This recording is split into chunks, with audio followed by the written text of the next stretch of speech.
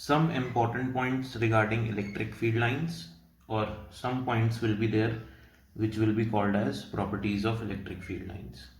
So step by step study करते हैं. Every charged particle has its own electric field which extends up to infinity.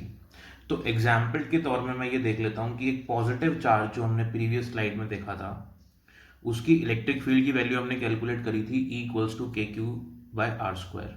उसकी वजह से जो इलेक्ट्रिक फील्ड लाइंस उसकी सराउंडिंग में होंगी वो कैसी दिखेंगी, तो वो दिखेंगी ऐसे. ये पॉजिटिव चार्ज है तो रेडियली आउटवर्ड होंगी electric field lines all directions में. ओके, तो ये बोल रहा है फर्स्ट पॉइंट कि every charge particle has its own electric field, और वो कहाँ तक एक्सटेंड करेगी, वो इन्फिनिटी तक एक्सटेंड करेगी, जैसे आप देख सकते हैं. ओके, लेकिन जैसे जैसे दूर जाते जाएंगे वैसे वैसे इलेक्ट्रिक फील्ड स्ट्रेंथ बहुत कम होती जाएगी. Okay, no charge particle experiences force due to its own electric field. अब इलेक्ट्रिक फील्ड की वजह से एक चार्ज पार्टिकल पे फोर्स लग रहा था, हमने प्रीवियस स्लाइड में देखा है. तो यही जो चार्ज पार्टिकल है खुद की इलेक्ट्रिक फील्ड से खुद पे फोर्स नहीं लगा सकता. Okay, test charge is considered to have no significant electric field.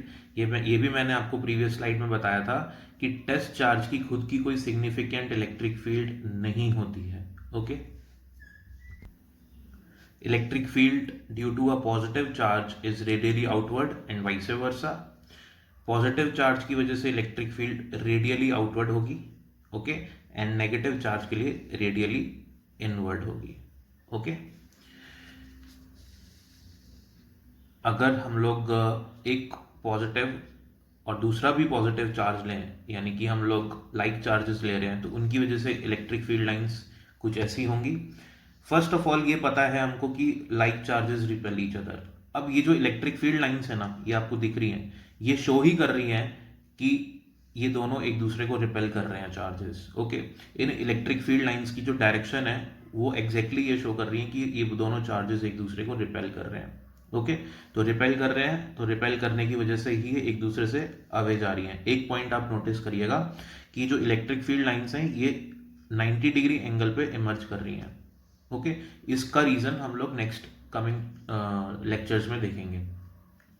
वहीं इसके अपोजिट देखें, अगर अनलाइक चार्जेस है हमारे पास, तो हमको पता है अनलाइक चार्जेस अट्रैक्ट करेंगे.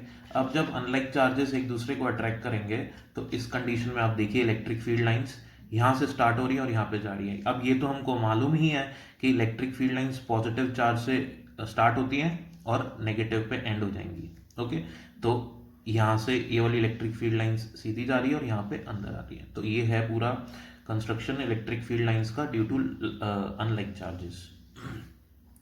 कुछ और इंपॉर्टेंट पॉइंट देखिए, इलेक्ट्रिक फील्ड जो है वेक्टर क्वांटिटी है और उसकी एसआई यूनिट न्यूटन पर कूलम, क्योंकि हमने पढ़ा था E is equals to F/Q, तो न्यूटन पर कूलम हो गई यहाँ से.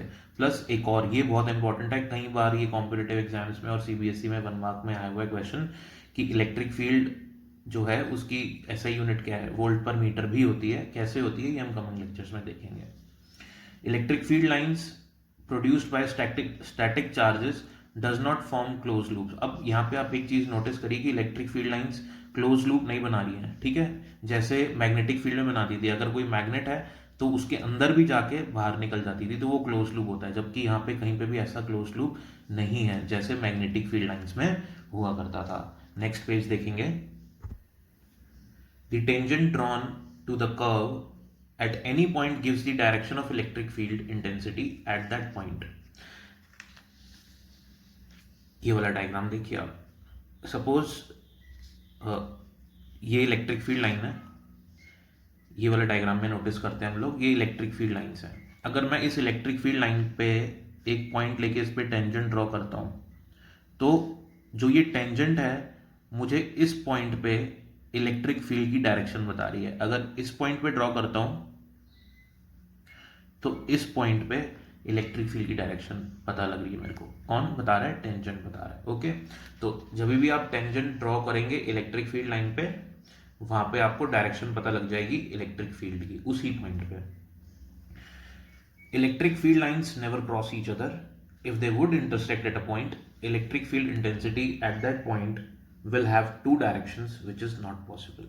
अब यहाँ पे इलेक्ट्रिक फील्ड की डायरेक्शन क्या है, ये यहाँ पे इलेक्ट्रिक फील्ड की डायरेक्शन क्या है, इस तरफ. अब सेवेंथ पॉइंट ये बोल रहा है कि इलेक्ट्रिक फील्ड लाइंस कभी भी इंटरसेक्ट नहीं करती. सपोज ये एक इलेक्ट्रिक फील्ड लाइन है, ये सेकेंड इलेक्ट्रिक फील्ड लाइन है. मैं मान लेता हूं कि ये इलेक्ट्रिक फील्ड लाइन इंटरसेक्ट कर रही है इस पॉइंट पे.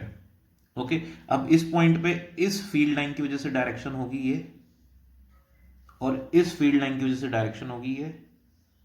ओके, और अभी अभी मैंने यहां पे देखा है कि एक पॉइंट पे एक ही डायरेक्शन है, तो ये पॉसिबल नहीं है. ओके, ये भी बहुत इंपॉर्टेंट पॉइंट है, सीबीएसई में डायरेक्ट पूछा जाता है ये question. Question number point number 8, electric field lines form continuous curves without any break. अब यहाँ पे कोई बीच में ब्रेक नहीं, आप देखिए बिल्कुल कंटिन्यूअस कर्व है, लेकिन बीच में कोई ब्रेक नहीं आ रहा है, ऐसे नहीं आ रहा, ऐसे करके नहीं मिलेगी आपको electric field line. Okay, continuous रहेगा कर्व. नेक्स्ट देखते हैं हम लोग electric field line. This is called as non uniform electric field line, क्योंकि हर पॉइंट पे आप देखिए डायरेक्शन चेंज होती जा रही है इलेक्ट्रिक फील्ड लाइन की. यहाँ पे कुछ और है डायरेक्शन, यहाँ पे कुछ और है, और कंटिन्यूसली डायरेक्शन चेंज होती जा रही है. तो ऐसी इलेक्ट्रिक फील्ड लाइंस को हम लोग कहते हैं non uniform electric field lines, क्योंकि इनकी डायरेक्शन कांस्टेंट नहीं है. ये वाला आप डायग्राम देखिए. ये भी non uniform electric field lines हैं, क्योंकि जहां पे इलेक्ट्रिक फील्ड लाइंस क्राउडेड होती हैं वहां पे इलेक्ट्रिक फील्ड लाइंस की स्ट्रेंथ ज़्यादा हो जाती है, और जहां पे सेपरेटेड होती है वहां पे इलेक्ट्रिक फील्ड की जो स्ट्रेंथ होती है, इंटेंसिटी होती है, वो कम हो जाती है. ओके, तो यहाँ पे ये non uniform electric field line है, क्योंकि यहाँ पे मैग्नीट्यूड जो है वो कांस्टेंट नहीं है. ओके, यही हमारा 9th पॉइंट भी है कि the crowded electric field lines represent strong field while distant lines represent weak electric field. Okay, तो यूनिफॉर्म इलेक्ट्रिक फील्ड लाइन ऐसी दिखती हैं जिनके बीच की स्पेसिंग भी यूनिफॉर्म हो और जिनका डायरेक्शन भी सेम हो. तो ऐसी इलेक्ट्रिक फील्ड लाइंस को हम लोग यूनिफॉर्म इलेक्ट्रिक फील्ड लाइंस कहते हैं. लास्ट पॉइंट देखते हैं. Electric field lines start from positive charge and end at negative charges. अब ये इलेक्ट्रिक फील्ड लाइन में ऐसे अज्यूम कर सकता हूँ कि ये स्टार्ट तो किसी पॉजिटिव चार्ज से हो रही है और एंड कहाँ पे हो रही है, किसी नेगेटिव चार्ज पे हो रही है. ठीक है, क्योंकि पॉजिटिव से ही तो इमर्ज होती हैं और नेगेटिव पे ही जाके ये लोग एंड हो रही है. ठीक है, तो electric field line start from positive charge and end at negative charges. If there is a single charge they may start और एंड एट इंफिनिटी. अगर सिंगल चार्ज की बात है, अगर सिंगल चार्ज की बात है, ये रहा सिंगल चार्ज, तो स्टार्ट सिंगल चार्ज से हो रही है, एंड कहां पे हो रही है, इन्फिनिटी पे. अगर मैं नेगेटिव चार्ज की बात करता हूं तो स्टार्ट कहां से हो रही है, नेगेटिव चार्ज के लिए इन्फिनिटी से स्टार्ट हो रही है इलेक्ट्रिक फील्ड लाइन, और एंड कहां पे हो रही है, चार्ज पे एंड हो रही है. तो ये डिफरेंस है, बहुत ज्यादा इंपॉर्टेंट है. Thank you.